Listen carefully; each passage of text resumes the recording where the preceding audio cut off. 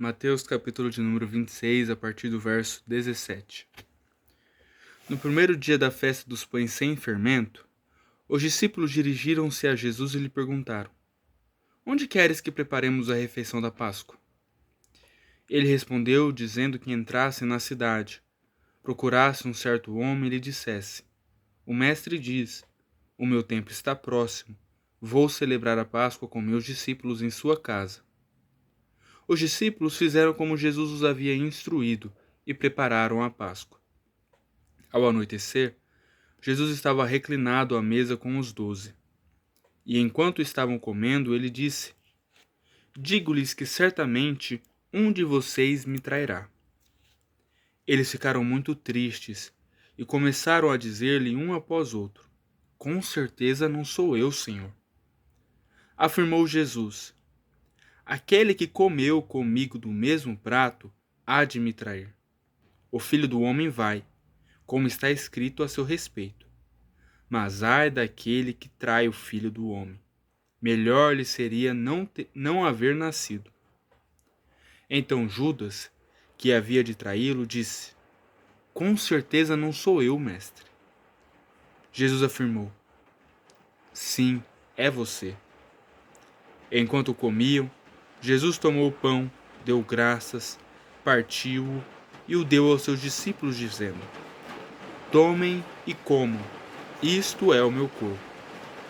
Em seguida tomou o cálice, deu graças e o ofereceu aos discípulos, dizendo: Bebam dele todos vocês, isto é o meu sangue da aliança, que é derramado em favor de muitos, para perdão de pecados. Eu lhes digo que de agora em diante não beberei deste fruto da videira, até aquele dia em que beberei o vinho novo com vocês no reino de meu Pai. Depois de terem cantado um hino, saíram para o Monte das Oliveiras. Então Jesus lhes disse: Ainda esta noite todos vocês me abandonarão, pois está escrito: Ferirei o pastor, e as ovelhas do rebanho serão dispersas. Mas depois de ressuscitar, irei adiante de vós para Galiléia.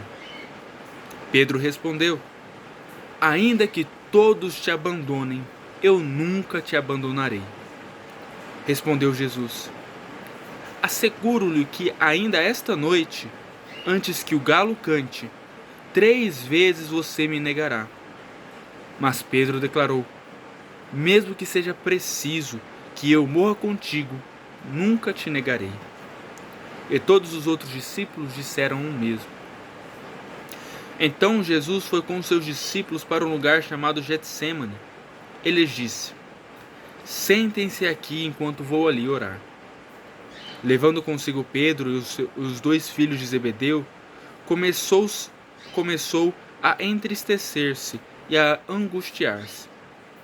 Disse-lhe então: A minha alma está profundamente triste, numa tristeza mortal. Fiquem aqui e vigiem comigo.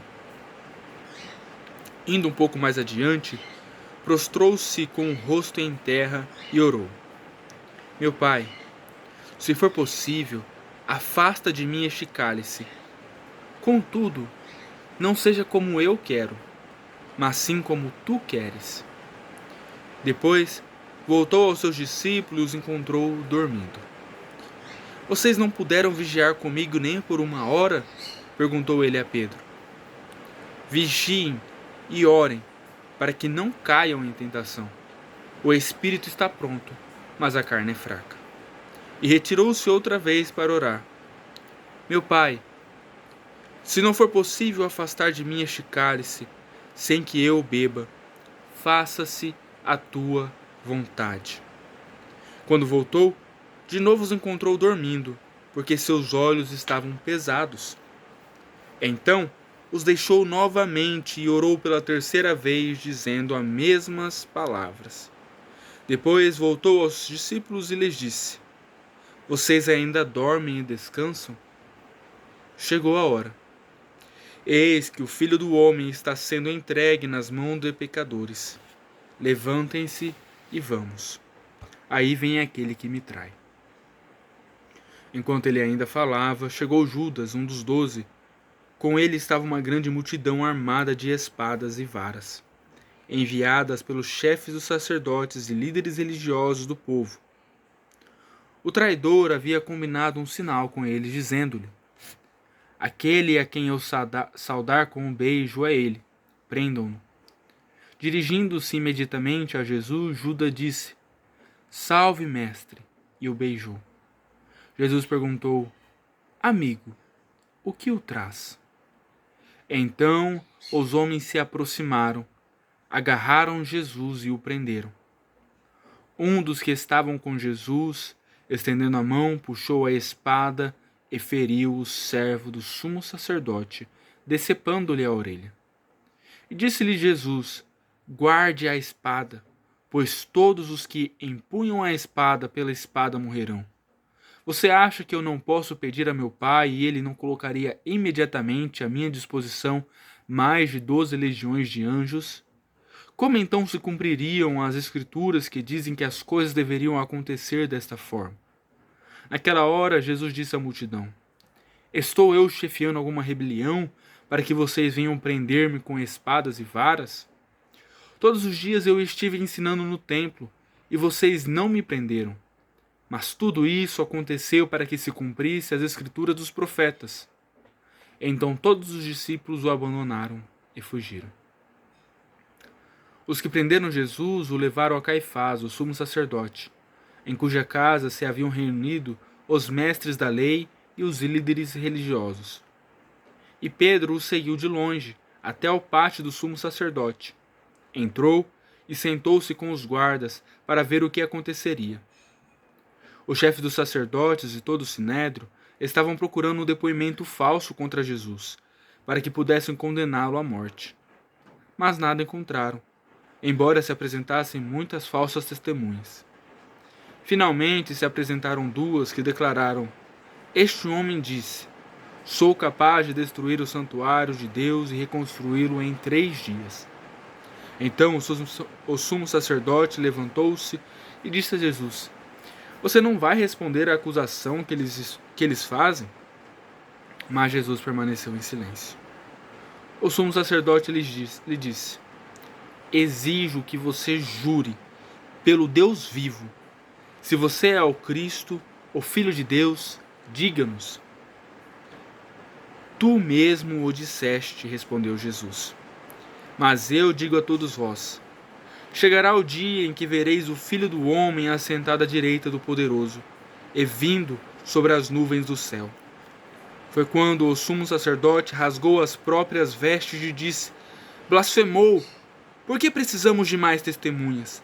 Vocês acabaram de ouvir a blasfêmia. O que acham?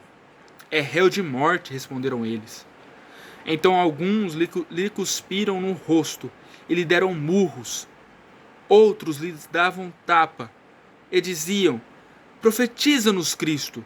Quem foi que lhe bateu?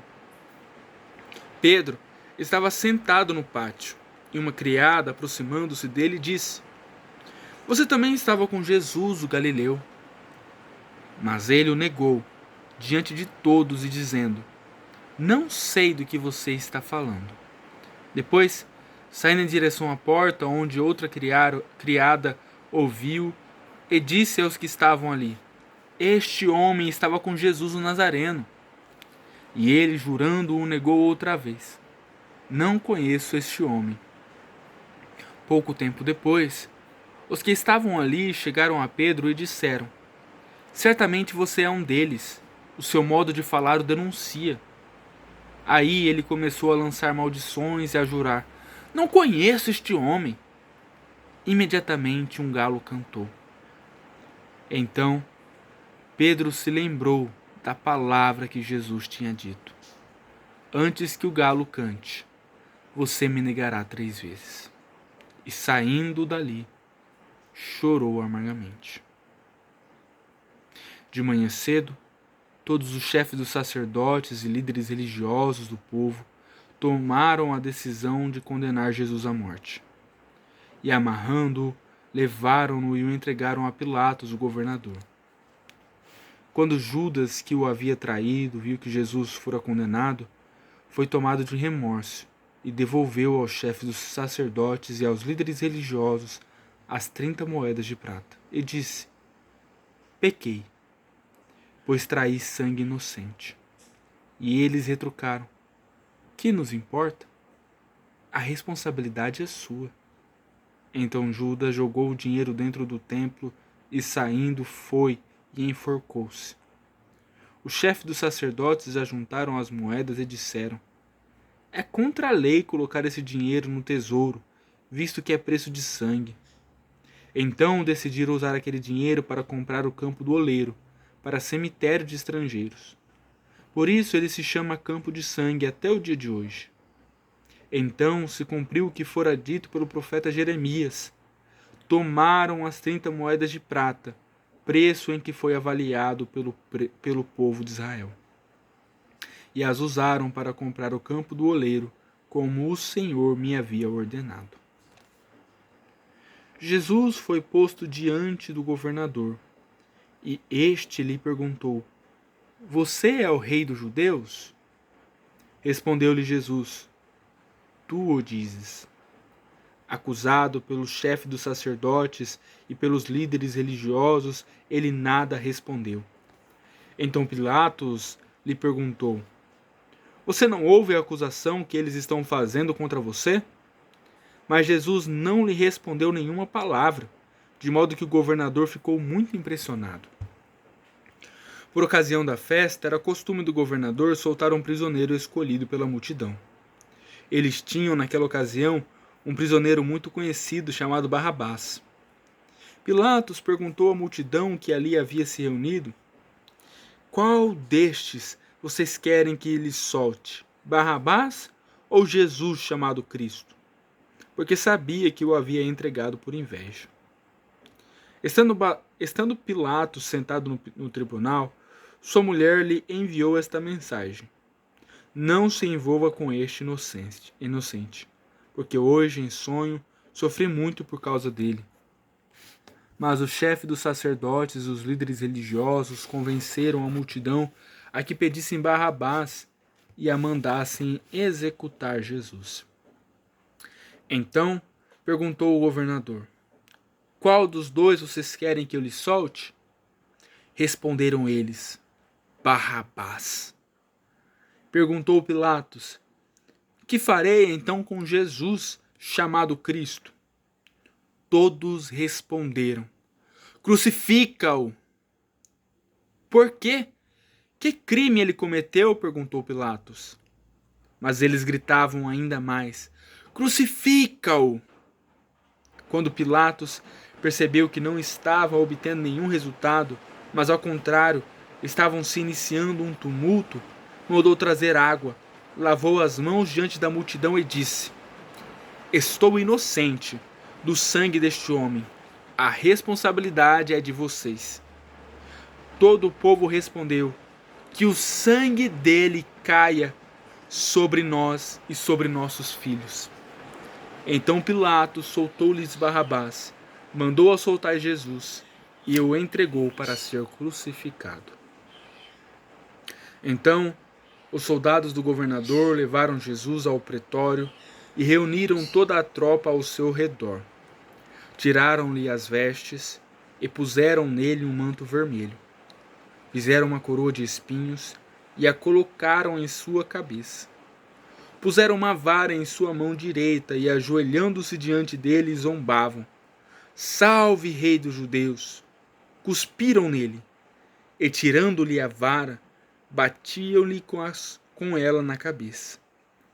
Depois de terem zombado dele, tiraram-lhe o manto e vestiram-lhe suas próprias roupas, e então o levaram para crucificá-lo.